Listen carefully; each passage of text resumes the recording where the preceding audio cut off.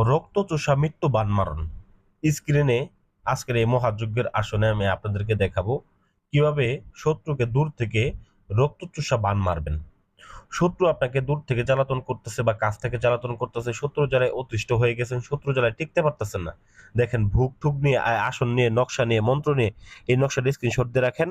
এই নকশাটা দিয়ে আপনারা দূর থেকে শত্রুকে নিধন করতে পারবেন, বান মারতে পারবেন। শত্রুকে বান মারার জন্য যারা দাঁড়া দাঁড়া ঘুরতেছেন, কাজ করতে পারতেছেন না, সেই সকল ভাইদের জন্য, সেই সকল বন্ধুদের জন্য আজকে সুখবর। আজকের এই বিদ্যাটা আমি আপনাদেরকে দিতেছি। মনে যদি আপনার বিশ্বাস থাকে, মনে যদি একিন থাকে, ইমান থাকে, এই বিদ্যাটার প্রতি আপনি বিশ্বাস রাখেন, এই বিদ্যাটার প্রতি একিন রাখেন, একিন রেখে কাজটাকে করেন, নিজের হাত দিয়ে কাজটাকে করেন, 100% শত্রু নিধন হবে। কোনো তান্ত্রিকের দ্বারা দ্বারা যাইতে হবে না। বান মারার জন্য হয়তো বা আপনি লক্ষাধিক টাকা খরচ করে ফেলতেছেন, ঘুরে ঘুরে দেখতেছেন, কিন্তু কাজ করতে পারতেছেন না। তো তাদের উদ্দেশ্যে আমি বলতেছি, এগুলা কাজ অত বেশি খরচ করতে হবে না। আপনি নিজের কাজ নিজে সমাধান করতে পারবেন, দূর থেকে করতে পারবেন। দেশে থাকেন, বিদেশে থাকেন, কি কি দিয়ে করবেন, কোন সময় করবেন, কোন সময় প্রয়োগ করবেন, এ টু জেড সবকিছু নিয়ম আমি এখানে বলে দিতেছি। আপনারা অধৈর্য হবেন না। তো এটার জন্য আপনাকে প্রথমত কি করতে হবে, এই নকশাটাকে নিতে হবে এবং আপনাকে যে কোনো শনিবার অথবা মঙ্গলবার দিন মোমবাতি আগরবাতি জ্বালায় আসন করে বসতে হবে।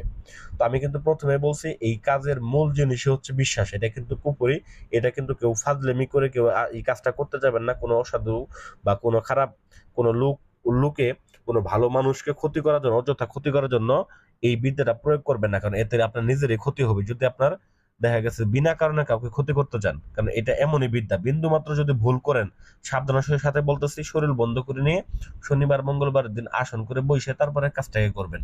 এই কাজটা করার প্রধান যে উপকরণ, প্রথম যে উপকরণ, সেটাই হচ্ছে আপনার এই পেঁচার রক্ত। বিশেষ করে আপনাকে পেঁচার রক্ত সংগ্রহ করতে হবে। একটা পেঁচা সংগ্রহ করে নিয়ে এই পেঁচাটাকে জবাই করে এই পেঁচার ভিতর থেকে আপনার রক্ত নির্গত করে নিয়ে এই রক্ত দ্বারা এই নকশাটাকে অঙ্কন করতে হবে। তো অঙ্কন করতে হবে একদম নতুন কাফনের কাপড় না, পুরাতন কাফনের কাপড়ের উপরে, যেটা কবর থেকে আমরা সংগ্রহ করে অবশ্য কাজ করি। আপনারা যদি বলতে দেখা গেছে এটা সংগ্রহ করতে ভয় পান, তাহলে কাউকে দিয়ে হয়তো সংগ্রহ করে নিতে হবে। কারণ এই শত্রুকে নিধন করতে হলে এই এই জিনিসটা আপনাকে অবশ্যই দরকার। আর যদি মতো দেখা গেছে এটা একেবারে না পান, সেক্ষেত্রে রেশম কাপড়, সাদা রেশম কাপড় উপরে এটাকে অঙ্কন করবেন। অঙ্কন করে শত্রুর নাম লিখবেন, শত্রুর বাবার নাম লিখবেন এবং ওই পেঁচা দুইটা নকশা অঙ্কন করবেন। দুইটা নকশা অঙ্কন করে ওই একটা ওই পেঁচার মধ্যে ঢুকাই দিবেন, আর একটা আপনি নকশাটা রাইখে দিবেন, আপনার কাছে একটা তাবিজের মধ্যে ভরে রাইখে দিবেন।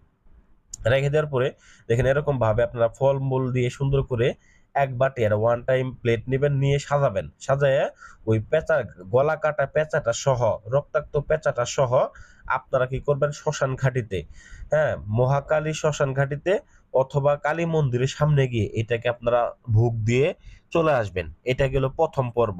তবে দ্বিতীয় যে পর্ব, সেটা হচ্ছে এটাকে দুইটা পর্বে কাজটা করতে হবে, একদিনেই করতে হবে এবং শনিবার মঙ্গলবারের দিনেই করতে হবে। কারণ এটা আমাবস্যার রাত্রিতে আমি এটাকে সিদ্ধ করে আপনাদেরকে দিলাম।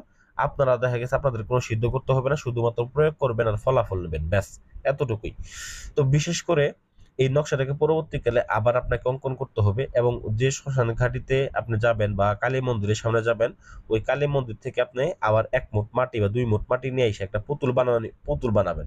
ওই পুতুলের মধ্যেও আপনি কি করবেন, এই নকশাটাকে ঢুকাই দিবেন। ঢুকায় দেওয়ার পরে আপনি শ্মশান ঘাটিতে যাবেন। শ্মশান ঘাটিতে যা দেখবেন ছোট ছোট হিন্দুদের বাচ্চা, যারা ছেলে মেয়ে, ছোট ছোট ছেলে মেয়ে মারা যায়, তাদের কিন্তু পোড়ানো হয় না, ওদেরকে কবর দেয়া হয়।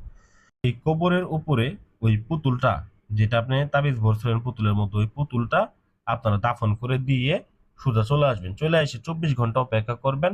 শত্রু দেশে থাকুক, বিদেশে থাকুক, যেখানে থাকুক, যে অবস্থায় থাকুক, ওই মা কালী তাকে ধ্বংস করে দিবে এবং ওই শ্মশান কালী তাকে ধ্বংস করে দিবে। সে যেখানে তো যতগুলা শরীর বন্ধ তাবিজ সে ব্যবহার করুক না কেন, তাকে মাত্র 24 ঘন্টার মধ্যে তার ঘাড় মোটকে, হ্যাঁ, ডাইরেক্ট সে স্ট্রোক, কবিরাজদের যদি পরীক্ষা করে দেখাবে যে স্ট্রোক করছে, ডাক্তারদের যদি পরীক্ষা করে দেখাবে স্ট্রোক করছে, কিন্তু প্রকৃতপক্ষে সে স্ট্রোক করে নাই। সে প্রকৃত অর্থে এখানে তার সমস্যা হয়েছে, সে ব্যক্তি তাকে এই মহাকালী বা শ্মশানকালী তাকে ঘাড় মোটকে তাকে শেষ করে দেবে। এই হচ্ছে আজকের আমার এই বিদ্যাটা।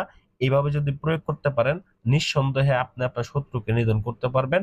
আপনার কোনো জায়গায় ঘুরতে হবে না, শুধুমাত্র মনে বিশ্বাস রেখে একিন রেখে কাজ করবেন। আর যারা একেবারে অপারক, করতে পারেন না, স্ক্রিন নাম্বার যোগাযোগ করবেন, আমরা করে দিব। তবে বিশ্বাস থাকলে ফোন দিবেন, না থাকলে ফোন দিবেন না, সোজা কথা। অযথা ফোন দিয়ে বিরক্ত করবেন না।